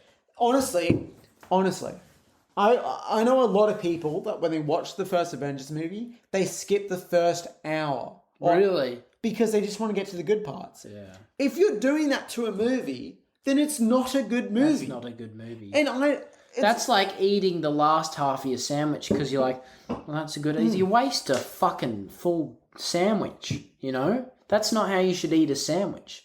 You should eat a good, a full good sandwich. That's the exact same with this movie. Let's move on. Number 9, Spider-Man Far From Home. I think Far From Home is better than Homecoming. I'm going to say I agree. Jake Gyllenhaal. Fantastic. Beautiful man. And considering that Homecoming and Far From Home are both not great Spider-Man movies because they don't really do a lot of Spider-Man shit. Yes. Far From Home is better. They are good Marvel movies. They're great Marvel movies. They're great Marvel movies. They're just not great Spider-Man movies. Yeah. And again... Because they're generic in a way. Exactly. Yeah, and that's what... Marvel is kind of been struggling with these Spider-Man movies is them just again fucking pulling that lever of being like Marvel movie. Okay, that's enough. But yeah, again, Jeez, look at the spider. yeah. Seeing Jake Gyllenhaal with this, this character and how he manipulates, he's great. Peter. He's one of my favorite Spider-Man villains. Yes, I agree. Because, again, I fully believe that he was from another planet, Yeah. You don't question that. And I love how he uses that. He's like, they're not going to question that I'm from another planet. No. It's fucking genius. It's absolutely genius. And then how he's working with all the, the people that Tony Stark just threw out the window. Because obviously, he's made a lot of, enemies because of how powerful he's become. Like, of course you're going to do that. Because once you get so powerful, you're going to, say no to people. And you don't realize, the intentions or, the reaction of saying no to that person. Yes, it did ruin a lot of people's careers. But yeah, and it explores that. I think the thing that's coolest about Spider-Man Far From Home is that it's got one of the better third acts. That's true. Where when Spider-Man gets his spider sense and is going through, I think it's called Tower Bridge in London, to fight Mysterio that final time. That's one of the best third acts. Oh my god! Any Marvel movie. My goodness! Yeah, how he has all the fucking camera drones and shit, and it's just absolutely crazy. So good. So honestly, I think Spider-Man Far From Home is better than Homecoming and should be higher up. Mm-hmm. But number 10, Civil War. I really liked Civil War. Civil War's good. Civil War was fucking really good. And I think that should be higher as well. Same score. Winter Soldier. Captain America, Winter Soldier. Same score as Civil War. I think they both deserve 90%. I think they both deserve to. 90% is still really good though. 90% is fantastic. 90% is still very good. So it's a matter of just me being happy that they're received good marks. Because they are good marks in their homework. They done well. They got 90%. That's a pass. That is more than a pass. That's a high distinction. That's but great. I agree with that. Civil War. I honestly think Winter Soldier is better than Civil War. I think Winter Soldier is better than Civil War because it's more focused. Exactly. It knows what it's trying to do. You don't even realize that the Captain America Civil War is Avengers 2.5. Exactly. Exactly. Because it's got fucking everybody in it. It's got Ant-Man. It's got Spider-Man. Iron Man, Spider-Man, Black Panther. All the men. It's got a lot of men. Where are the women? Yeah. Amen. Bring them back. It's got Black Widow in it. Number 11. Ant-Man and the Wasp. Ant-Man and the Wasp fucked. Okay? Where's Ant-Man? That should be high. Ant-Man is better than Ant-Man and the Wasp. Yeah. Ant-Man is seriously Ant-Man and the Wasp has one good scene, and it's when Paul Rudd is half-sized going through the school. Yes. He's kind of small. Yeah. That's fantastic. That is hilarious. Every other part of the movie is forgettable. Yeah. But no, Ant-Man, I remember when it came out, just the Paul Rudd just in a Marvel movie. And just from the start, the dialogue was on point. This movie, honestly, every single scene was just hilarious. It was honestly up there with Thor Ragnarok, where just their dialogue and oh my god, what are you doing? Are you getting more beers? Give me a beer. Can I have one? Yeah, sure. No, you got one. No, I don't want any of them. Okay, give me one of yours. Is it staying in the pot? What? Is this staying in the pot? No, it's not. I'm gonna have to make a cut. Well, we've made it. There's a mark there. One. There we are. There you go. Yes, as you were saying, Lucas. So I was just drinking my beer. I'm magic, and I fucking pulled it from over here. Anyway, what was I saying? Winter Soldier, Civil War. Oh yes, no, the Winter Soldier compared to Ant-Man. Well, I think it's on par with. Ant-Man. Ant-Man and the Wasp is dog shit. Shit. Ant-Man. Ant-Man is better than Ant-Man and the Wasp. Can we disagree? Yeah. Anyway, I don't know what number we're at. Avengers Infinity War, 85%. So a lot of people, here's the thing. fine. I think Endgame is better than Infinity War. Yes, but I don't think it deserves. I think Infinity War should be higher than 85. I think it should be like a 1% below Endgame. Because Endgame actually does something like emotionally new. You know, it has a theme of like trying to get over something and like repair and shit like that. Whereas Infinity War is just fun time. It's just fun time. And it's the best fun time. No, it's clobbering time. It's clobbering time. That's the thing. We're not at the thing yet. Fantastic Four is coming in a few years' time. Yeah. It's clobbering time. Infinity War, a lot of people prefer Infinity War because it's just fun time. But I like Endgame because it's got more meaningfulness. That's true. But again, I did like Infinity War because it did focus on the villain. And, focus on Thanos. We can both agree it doesn't deserve an 85, should be higher. No, it should be at least a 90. Okay, right after it, Guardians of the Galaxy Volume 2, also with 85. Guardians of the Galaxy Volume 2 is just a worse version of Guardians of the Galaxy Volume 1. Yeah. It has good moments. The Mary Poppins bit with Yondu and the fact that, like, Yondu's Peter Quill's real father, like, not, like, biological, but, like, emotional father. That's all great. But other than that, it's just a worse version of the first one. Yeah. Right after it, at 83%, Ant-Man. What the fuck happened? So, I think Ant-Man at 83 makes sense. I think Ant-Man and the Wasp should be lower. Yeah, it should be at least... It should not be at 87. A 75. Why is that? Why do critics get these wrong? Okay? Yeah. Critics are wrong. Ant-Man's better than Ant-Man and the Wasp. Fucking right. Okay, we're getting into shit territory now. Yeah, here we go. Okay. Captain America, the First Avenger, 80%. I like this film. I don't. Why not? Because it's just too dorky. Too dorky? It's just too dorky. I really like it. There's no cool factor in it. Yeah, it's cool, because he's like a small boy, and then he turns into How fucking is being a small boy cool? yoked man. No, but it's not about the point. Like, he had a heart of gold. He's a great character. And he wanted to go to war. He was ready. Despite he wanted to be like Bucky, who was, in the war, and then he got a chance to, and then he kind of had to explore that from going from being a propaganda stunt into actually, going to war, and then, this whole debacle. It should have shown more of the war part. I would have enjoyed that. And even in the World War part, it's like all of the Hydra soldiers have like laser weapons and shit. It's not like proper war. It's not like a war movie. It's like sci-fi war. Yeah, that's true. I don't like that. Fair enough. You know what? Fair enough that you don't like that. And that... I think it's generic. I think it's honestly copying Iron Man 1, but just trying to... Do you reckon it should have just been like actually Captain America fucking in the fighting? War. Just Captain like America Hitler? World War 1. Yeah. World War 2. Idiot. Idiot. But yeah, no, that would have been good. And then, then how would have you constructed him going in the ice for fucking 50 years? That's fine. They keep that the same. It's just that it should be... They did actually War is scary. I think the thing about Wonder Woman, the first Wonder Woman, is that when she goes out on the battlefield the first time, it's this heroic moment that is kind of scary because it's like war sucks. And she's this beacon of light during the war. Captain America, for me, never had that kind of moment. So that's why I don't think it's that good. Yeah, fair enough. That's just me, though. Fair enough. Moving on. Agree. We must move on. 79% Black Widow.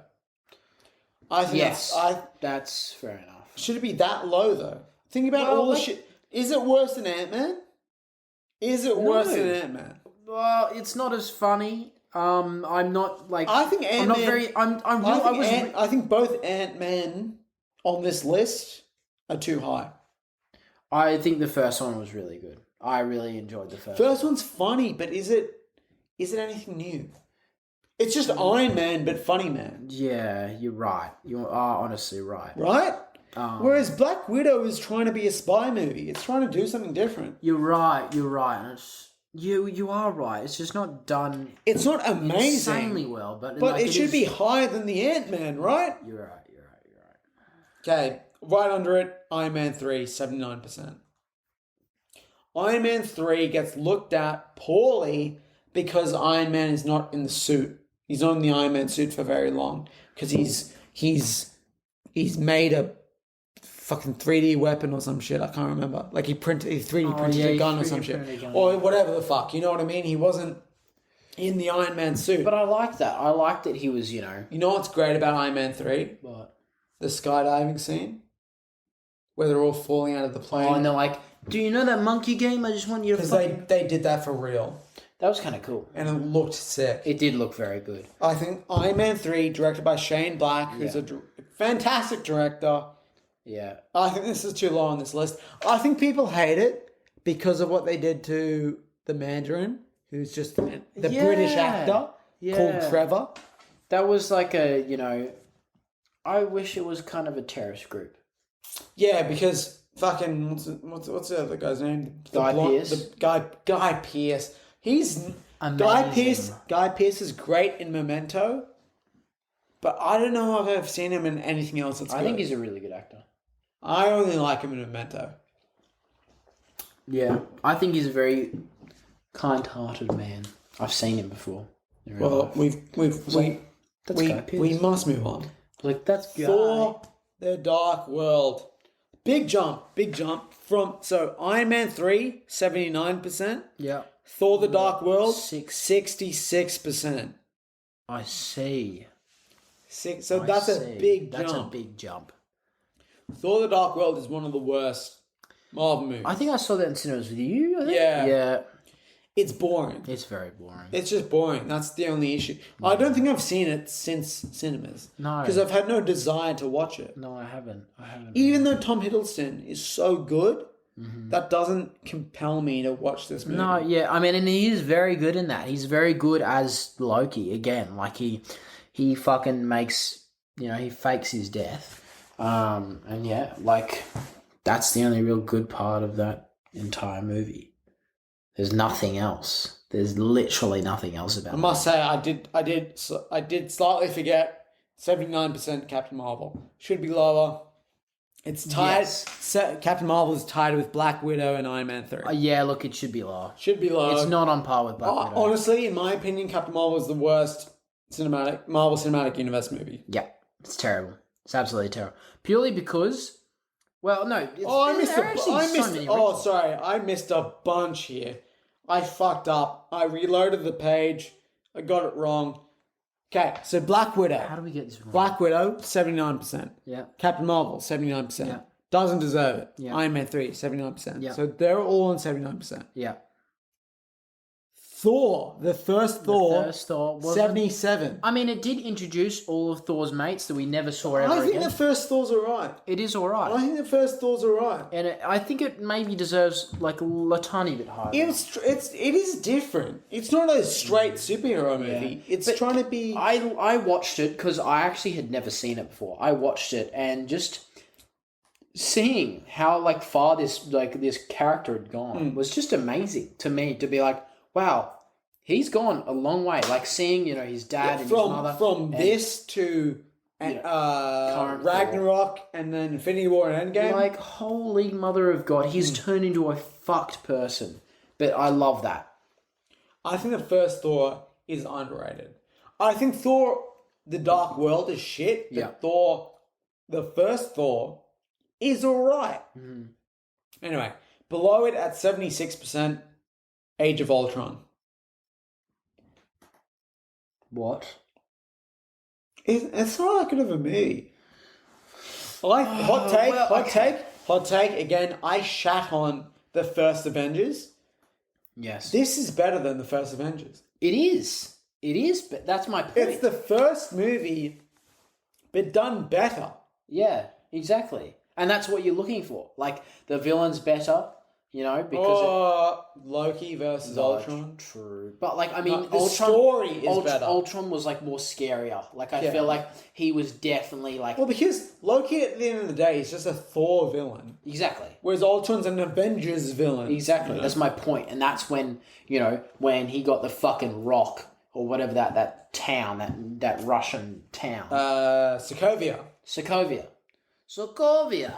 Glory to Sokovia. Whatever the fuck. That was great. How he lifted up into the sky and he was going to drop it. I was like, how the fuck are they going to do this? How are they going to That was cool. Loki was just pouring shit like aliens out of the sky, and I was like, okay, it's contained. And it was directly connected to Thanos. Like it was like the Shatari army coming in to try to take Earth the first time. Yeah. Or whatever. Yeah. Avengers Age of Ultron, I think, is a better Avengers movie. Yeah. It hits the ground running and goes with it. Hits it, running. But at number 72, sorry, not number 72, at 72%, Iron Man 2. Now, Iron Man 2, right, Robert Downey Jr. is great, but it's a poorly made movie. We all know that there are so many errors and continuity errors within the movie. Yes. And it was poorly made. It was rushed. All of that. Jon Favreau was struggling. I think, at the time when it came out, it still was received pretty well. Well, because Robert Downey Jr. is so... carries this fucking movie on his shoulders. He does. He carries this whole universe on his shoulders. And that's why he deserves the $150 million at the end. Thank you very much. I agree. So, while Iron Man 2 is probably one of the worst Marvel movies, it does a good job at just entertaining you. Yeah, it does. Like, it's entertaining despite the fact it's bad. And then there's Thor Into Dark Worlds where it's not entertaining. Well, it's just so big jump now. So last time I got it wrong. Please forgive me. Big jump now from 72% to 67%. The Incredible Hulk. Well, that came out ages ago, 2008. But that's the same as the first Iron Man. Yeah. So the issue with the Incredible Hulk competing with Iron is Man. I don't think they knew what they were building towards. Dude, you know how many Hulks there have been? There's been fucking 8. Yeah. Eric Banner was a Hulk. Eric Banner. So it was like this is the movie that people often don't think of as being connected. Yeah. Because it is, but it's not. But that's fair enough because we've had it's similar to Spider-Man. We don't in this universe we don't see Peter get bitten by the spider. We've seen it fucking 20 million times. We don't see Uncle Ben die. He just he's passed away. This is the same with Hulk. And I feel like that's why this movie shouldn't be in the list because we see it's not even Marvel. It's not proper Marvel Studios. Exactly. But the story of Hulk is still the same. He gets this radioactive shit, makes him big when he's angry. That's it. Now, the lowest rated Marvel movie before Eternals was Thor: The Dark World at 66%. So still positive rating. I think, firstly, if this was my list, Captain Marvel would be at the bottom. I think that's the worst Marvel movie yet. Mm-hmm. Thor: The Dark World is pretty bad. Yeah. We have already touched on it because I slightly stuffed up this list. But I do remember watching this in theaters and thinking to myself, this is bad. What can I do with my life? It's just boring. Balls in my head. Imagine watching Shakespeare, except instead it's superheroes. Wow, that's so cool, right? No. Except it was Shakespeare. So it's fucking boring. Fucking boring. Sorry, I'm just doing that so there's emphasis into the camera. The mic. Thor: The Dark World, 66%. Yeah. Eternals, 49%. Do you think Eternals, given we've talked about every movie, is Eternals worse than every single Marvel Studios movie to date? No. I'd say it probably deserves around a 75. I agree with that. It's about a 75. But that's why I reckon all the critics were going and being like, I want to see a Marvel movie. Honestly, when watching Eternals, I did not understand how critics could be, how they could watch it and be like, this is the worst thing in existence. Yeah. This is the worst Marvel movie I've ever seen. Again, similar to how I felt, I was cringed that, we're supposed to believe that there was just this amazing group of superheroes that were just sitting around while Thanos snapped his fingers. half of them, disappear? Wouldn't their celestial boss be like, hey, you know how I birth, my beings from, existence in the universe, and then half of it went away? Like, wouldn't he give a shit of that? Wouldn't he be like, we're going to take action and do something? But no. We're supposed to believe he was fine with that. Because it's the Marvel Cinematic Universe, but also we have to start a new franchise called The Eternals. Because we want to make more money. Either way, look, Eternals is a big swing. It deserves to be respected. Okay. It deserves to be respected. Yeah. It is... Captain Marvel is just trying to do an origin story differently, not well. They fuck it up. Eternals is like, no, we're not even trying to do that. We're going to make our own movie. We're not even going to be close to anything that Marvel's done before. I like that. It was only close when, again, it was only mentioned, be like, oh, whoa. Because it was like, everything about it is trying to do this big swing, but it has to pull it back in to be a Marvel movie every now and then. So it's going through the swing, and then it misses the ball. It's a big swing and a miss, but I appreciate the big swing. Yeah. You got to be like, fuck, that was huge. That was huge. So, and because the cinematography is so good, I would say you have to see it in theaters. Yeah. That's true. We're also sponsored, but no, I'm joking. We're sponsored by Kevin Feige. Yeah. No. But, yeah. So, the next Marvel movie coming up, do you know what it is? No, I actually... Spider-Man. Oh, Spider-Man No Way Home! Yes. So, that's going to be... that's properly going to be... It's probably going to be a huge Marvel movie. That's going to be biggest Marvel movie to date, probably. Yeah. It's bringing together different multiverse. Yeah, it's never been done. No, we're going to see the same character 3 times. Mm-hmm. That's insane. But that has been the episode this week. Mm-hmm. So we enjoy, at the end of the day, we did enjoy watching Eternals. Mm-hmm. It's just flawed, but it should be respected as being a big swing. Yeah. Okay, that's Eternals in a nutshell. In a nut. After going from top to bottom of all Marvel movies, Eternals does not deserve the place at the bottom. No. Thor Ragnarok and Captain Marvel are worse than it. It's honestly probably mid-tier. And if you like most Marvel movies, then you'd like Eternals. Yeah. Honestly, it's the same sort of shit that you've seen before. Mm-hmm. It's just trying to do something slightly different. That's it. I agree. It's just a big movie. It's a big mouthful. It's a mouthful. Yeah. So next week, we're going to be back on Discord. Mm-hmm. Unfortunately, we're not going to be together again. So this is a very special episode. It is. But we're going to review No Time to Die, the new James Bond movie. Yeah. I'm personally a massive James Bond fan. Mm-hmm. I've seen all the movies multiple times. I've seen Casino Royale multiple times. Okay, so very different vibes No, I have seen all the James Bonds. Yeah, of course. So we'll do a proper good review of that. Mm-hmm. And if you've enjoyed this episode, this has been a monster of an episode. It has. But it's because it's a special episode because we're together. Because we're special. It's episode 19. If this was episode 20, it'd be cooler. That'd be cooler. But unfortunately, it's episode 19. Yeah, fuck. But either way, fuck that up. It's been an insane episode. Mm-hmm. If you've enjoyed this, we're just as funny on Discord, so please don't worry next week. No, we're not. Follow us. We're at a podcast now on YouTube and at APod now on TikTok and Instagram, where we post funny clips. Yeah. I'll make sure to post a few funny ones probably from this episode. We'll see. So next week, No Time to Die. Stay around for that. Please like, comment, subscribe, do all that good stuff. Follow us. If you're an audio listener, we also do video. So catch us on YouTube. Yeah, if you want to see our beautiful faces. Yeah, if you want to see our beautiful faces. Because I know a lot of you out there listen to us but don't view us. So please view us on YouTube if you want. Yeah, but I mean, if you want to listen to us, that's fine. You know, we don't...